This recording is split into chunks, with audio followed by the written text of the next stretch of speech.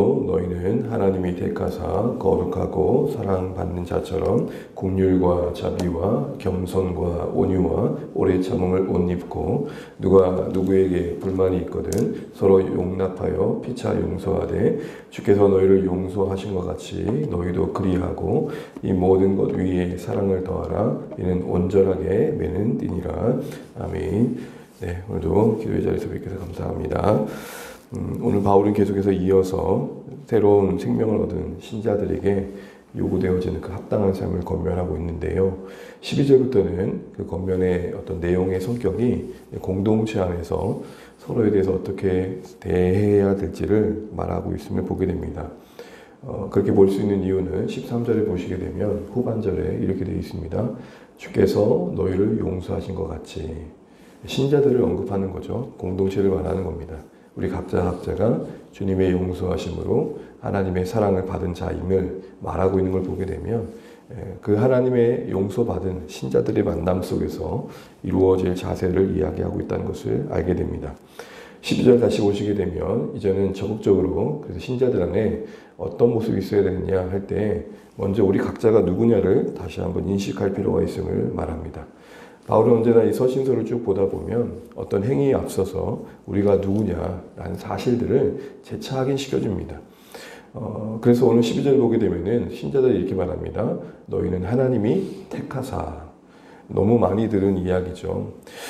우리가 복음을 이야기할 때 놓칠 수 없는 것은 우리가 하나님을 찾고 구하기 전에 하나님이 먼저 우리를 찾아주셨다는 겁니다. 그것을 교리적으로 뭐라고 말하느냐? 하나님 우리를 택하셨다라는 것입니다. 이 하나님의 선택은 구원의 그 성격이 하나님의 주권에 있음을 분명히 해주는 것입니다.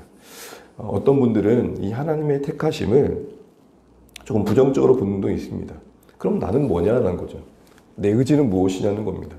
나는 내 의지와 무관하게 그럼 어쩔 수 없이 그 하나님의 어떤 택하심 속에 살아가고 구원받는 거냐라고 할 때 그래서 하나님의 주권을 부정하는 건 아니지만 우리의 의지도 함께한다라는 식으로 구원을 이해하게 됩니다. 그러나 사실은 이것은 우리가 하나님을 떠난 인생이 우리가 누구냐를 놓친 부분입니다. 우리는 제2인이라고 할 때 그 안에 어떤 것까지 포함된 겁니까? 우리가 스스로 하나님을 찾거나 구하거나 바라볼 수 없는 자리에 있었다는 것이죠. 생명 없는 자리에 있는 우리에게 어떻게 하나님을 구할 수 있었겠습니까? 그런 의미에서 이 택하심, 이 하나님의 주권은 설명할 수 없는 신비이며 우리의 신자된 우리 인생의 구원의 분명한 손길이 되는 것이죠. 우리의 구원의 든든함은 이 하나님의 주권에 있는 것입니다. 왜냐하면 그 주권이 하나님께 있다는 것은 그 주권에 행하신 하나님의 신실하신 것까지 함께 언급하고 있기 때문이죠. 그래서 이 택하심이 우리 가운데 묵상될 때마다 불안하고 연약한 우리의 구원의 분명함을 확인하게 되고 또 참 큰 은혜를 기억하게 됩니다. 내가 도대체 뭘 하고 내가 어떻게 했다고 나에겐 아무 조건도 없는데 그렇게 베푸신 일반적인 그 하나님의 은혜에 근거한 주권이 자랑이 되고 감사가 되는 것이죠. 더하여서 두 번째는 신자들은 거룩하게 되었다라고 말합니다. 너무 잘하는 표현이죠. 거룩은 다른 말로 구별입니다. 하나님의 그 주권에 목적하심이 있다는 겁니다. 어떤 의도와 목적도 없이 우리를 선택하신 게 아니라는 거죠. 거룩이라는 구별된 삶의 방향을 가지고 우리를 선택하셨다라는 것입니다. 그리고 그 거룩의 구체적인 내용들은 성경의 곳곳에 건면되어 있습니다. 세 번째로는 하나님의 사랑을 받는 자다라고 말하고 있습니다. 당시나 지금이나 우리가 살아가는 삶의 현실 속에 우리 각자의 인생을 두고 보면 참 우리를 곤란케 하고 때로는 외롭게 하고 때로는 초라하게 만드는 많은 것들 중에 하나는 사람들의 어떤 외면일 것입니다. 찬사를 받고 박수갈채를 받고 뭔가 눈에 띌 만한 그 무엇이 있어서 사람들의 주목을 받는 사람들은 그 사람들은 그런 주변의 환경 속에서 어떻게 보면 그 자신의 존중함을 확인하게 될지 모르겠습니다. 그러나 사실 그것도 허울적인 것뿐이죠. 옛날에 그런 말이 있지 않습니까? 대감이 있을 때는 대감의 개도 장례를 치르면 수많은 사람들이 웃지만 대감이 죽고 나면은 그 개도 사실은 그 무슨 존중을 받겠냐라는 것이죠. 대감이 있으니까 존중을 받는다는 거죠. 바로 우리는 어떤 이해관계 속에서 어떤 보여지는 것 때문에 존중을 받기도 합니다. 그러나 정말로 우리가 신자로서 참 감사한 것은 우리의 존재가 하나님의 사랑 안에서 재차 확인된다는 거죠. 사랑받는 자. 세상이 나를 외면할 때도 있고 때로는 우리가 참 고독할 때도 있지만 가만히 묵상해 보면 이 하나님의 사랑이 우리를 풍성케 한다는 것입니다. 다른 사람은 몰라도 하나님이 나를 아신다. 누구는 몰라도 하나님 나를 사랑하신다. 이게 사실은 우리의 신자된 삶의 중요한 삶의 근간이라는 거죠. 이런 모든 것들의 부요함 속에서 신자들에게 요구되어진 삶이 5가지의 덕목이 이하에 언급되어 있는데요. 첫 번째는 국률, 그리고 자비, 그리고 이어서 겸손, 온유, 오래 참음으로 옷 입으라 했습니다. 어제는 바울이 그런 말을 했잖아요. 너의 이전 옷을 벗어라. 이전의 행실들을 벗어버려라 라고 했다면 이젠 이후에 적극적으로 덧입어야 될 것이 무엇인지를 말합니다. 신앙은 늘 그렇습니다. 벗어내야 될 게 있으며 덧입어야 될 게 있는 거죠. 하지 않는 것도 중요하지만 해야 될 것도 있다는 것입니다. 죄를 짓지 않는 것도 중요하지만 적극적으로 하나님의 사랑을 실천할 필요도 있는 것이죠. 특별히 국률은 우리가 너무 잘 알고 있는 것처럼 단순한 동정과 다릅니다. 우리 안에 하나님의 시선을 따라 그 무사람들의 영혼의 형편을 헤아린 그 마음이, 그 치근히 여김이 행동으로 수반되는 자비의 모습으로 나타난다는 거죠. 그래서 국률은 치근히 여기는 마음과 누군가를 돕는, 영적으로든 물질적으로든 돕는 그런 어떤 행동을 말합니다. 자비는 뭡니까? 친절을 말합니다. 겸손은요, 우리 자신을 낮추는 거죠. 낮아질 수밖에 없는 우리 자신을 인정하는 겁니다. 온유는요, 하나님의 다스림 아래서 수용하는 겁니다. 내게 억울한 일이 혹 있다 할지라도 하나님의 손길 아래서 모든 것이 합력하여 선을 이룰 것을 이해하면서 받아들일 줄 아는 어찌 보면 넉넉함입니다. 오래 참음은 어떤 상황에 대한 인내이겠죠. 어떤 관계에 대한 버팀일 것입니다. 그런데 이어서 13절에 보게 되면은 이것이 구체적으로 어떻게 적용된지를 보여줍니다. 그 오래 참음의 구체적인 적용이 13절에 나와 있는데요. 같이 한번 읽어보겠습니다. 누가 누구에게 불만이 있거든 서로 용납하여 피차 용서하되 주께서 너희를 용서하신 것 같이 너희도 그리하고. 이 13절 하나만 묵상해도 참 많은 것들이 생각되어집니다. 누가 누구에게 불만이 있거든. 앞서 말씀드린 것처럼 이 말씀은 교회 공동체의 신자들에게 주어지는 권면입니다. 우리가 서로 하나님의 사랑받은 자로서 각자 자체가 좀 소중하고 존중받아야 되는데 그렇게 사랑받는 자들이 함께 모여서 서로의 관계 속에서 각자의 연약함과 때로는 인간의 죄성 때문에 갈등을 일으킬 만한 일들이 있다는 것입니다. 여기서 불만이 있다는 말을 어떤 성경에서는 언짢은 일이 있거든 이라고 말합니다. 그러니까 내가 볼 때 불편한 거죠. 내가 볼 때 저건 아니라는 것이죠. 근데 그런 것들이 있을 때 서로 용납하라는 것입니다. 우선 우리가 함께 하다 보면은 각자 자라온 환경이 다르고 신앙의 신념이 다르고 또 무언가 차이가 있어서 언짢은 일이 생길 수 있다는 겁니다. 그게 없는 게 아니라 있을 수 있다는 겁니다. 그런 갈등의 요소가 교회 안에 분명히 잠재되어 있다는 겁니다. 근데 그것이 부각되어지고 그게 더 커지고 그게 주목되기보다는 그런 일이 있을 때 우리는 그 서로에 대한 그 언짢은 일들에 대해서 이런 자세가 필요하다는 거죠. 용납과 용서. 여러분 여기서 용납은 뭡니까? 상대방의 약점과 또 나에게 언짢게 하는 그 부분들을 내가 감당해내는 것입니다. 용서는요, 은혜를 베풀어 주는 겁니다. 결국 이 용납과 용서 속에서 우리는 우리가 받은 바 하나님의 사랑을 실천하는 기회를 얻게 되는 것이죠. 우리가 여기서 참 중요한 거 한 가지 알게 됩니다. 그게 뭐죠? 어느 인생도 서로의 용납과 간용이 필요 없을 만큼 완전한 자는 없다는 것입니다. 어느 누구도 서로와 서로에게 있어서 이해와 용납이 필요하실 만큼 부족함이 없는 자는 아무도 없다는 것입니다. 저도 신앙생활 해오면서 또 교육자로 생활해오면서 제가 잘해서 저기까지 왔다는 생각을 해본 적은 거의 없습니다. 나도 사랑을 받았고 용납을 받은 만큼 여기까지 왔다고 생각됩니다. 우리는 서로를 용납하고 용서해 주신 만큼 하나님의 사랑을 받으며 여기까지 온 것입니다. 우리는 서로에게 용납과 간용이 필요하지 않은 만큼의 온전함이 각자에게 다 없다는 것을 아는 게 그러기에 필요한 것이죠.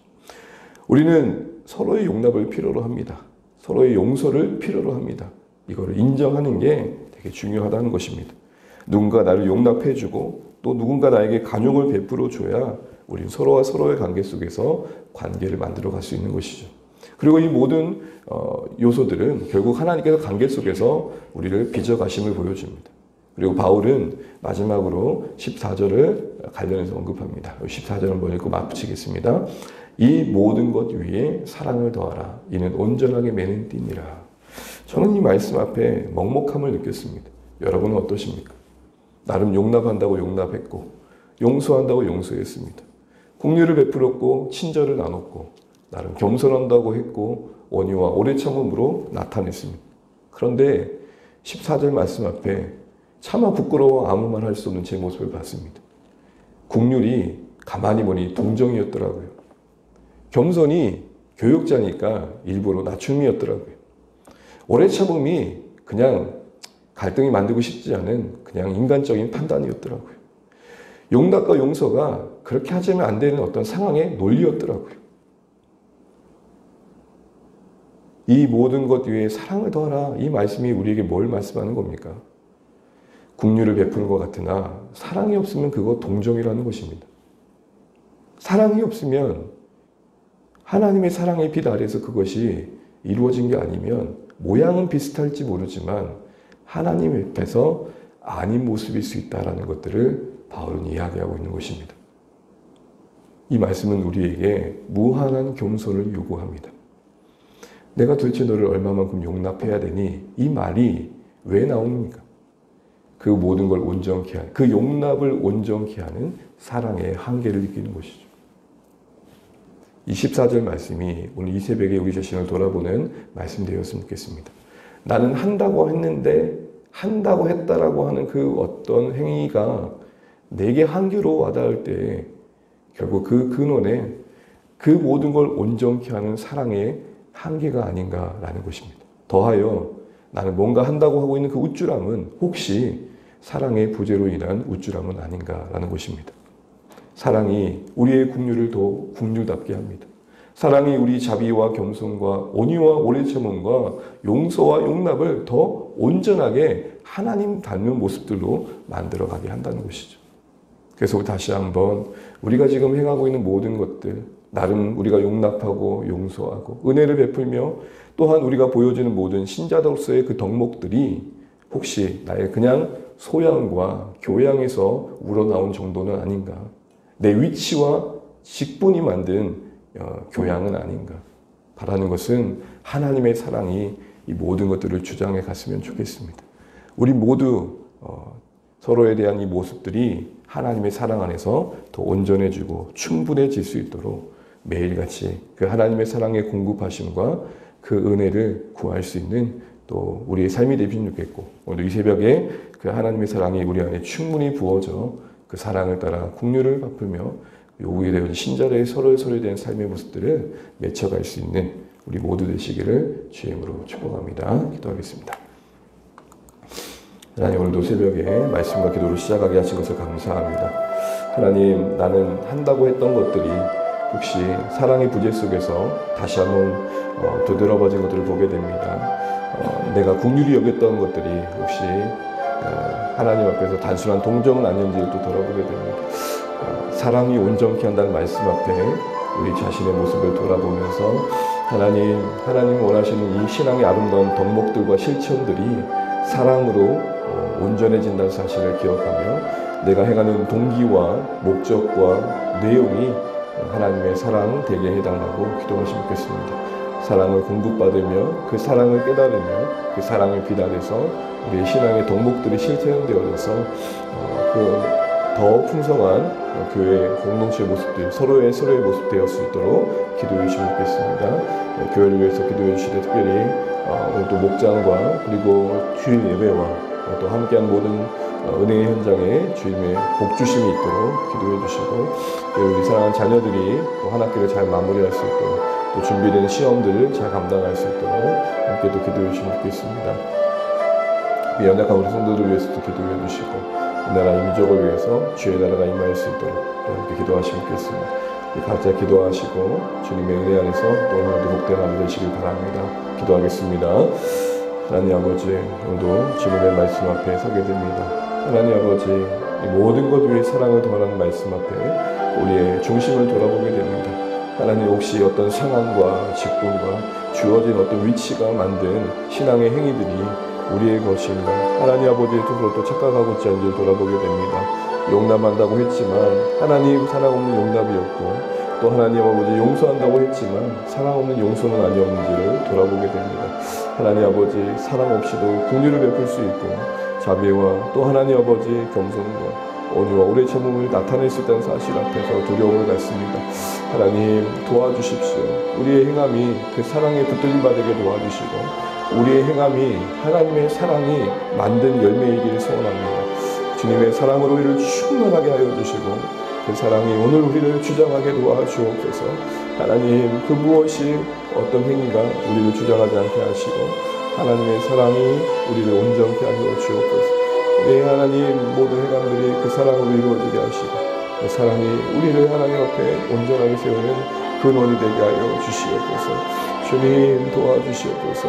우리는 서로의 이해와 간용이 필요한 순간이 없을 만큼 하나님 아버지 완전한 자들이 아니함을 고백합니다.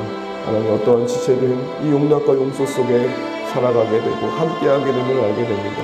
하나님 우리가 용납받고 있다는 사실을 잊지 않게 도와주시고 내가 누군가를 용서하고 있는 것만 생각하지 않게 하시고 내가 용납받고 용서받고 있다는 사실 앞에서 겸손해지게 하여 주시옵소서. 하나님 우리가 정말로 하나님 앞에 어떠한 자인지를 잊지 않게 도와주시고 거룩하게 하심과 사랑받음과 또 하나님 아버지의 그 주권이 우리의 구원에 있음을 알게 하시고 이 은혜의 근거에 살아갈 수 있도록 역사하여 주시옵소서. 주님 은혜를 베풀어 주시옵소서. 주의 음된 교회 안에 주의 은혜의 말씀 역사하게 도와주시고 주의 평강 역사하게 도와주시고 하나님을 닮는 참된 신앙의 덕목들이 드러나게 하여 주시옵소서. 함께하게 하시는 동안 우리에게 서로에게 언짢게 하는 일들 속에서도 하나님 아버지 주님의 성품이 나타나게 도와주시고 관계 속에서 우리가 아름답게 빚어지고 세워져 갈 수 있도록 은혜를 베풀어 주옵소서. 다른 말로 하나님의 사랑이 우리를 주장하게 도와주시고 우리를 겸손케 하여 주시옵소서.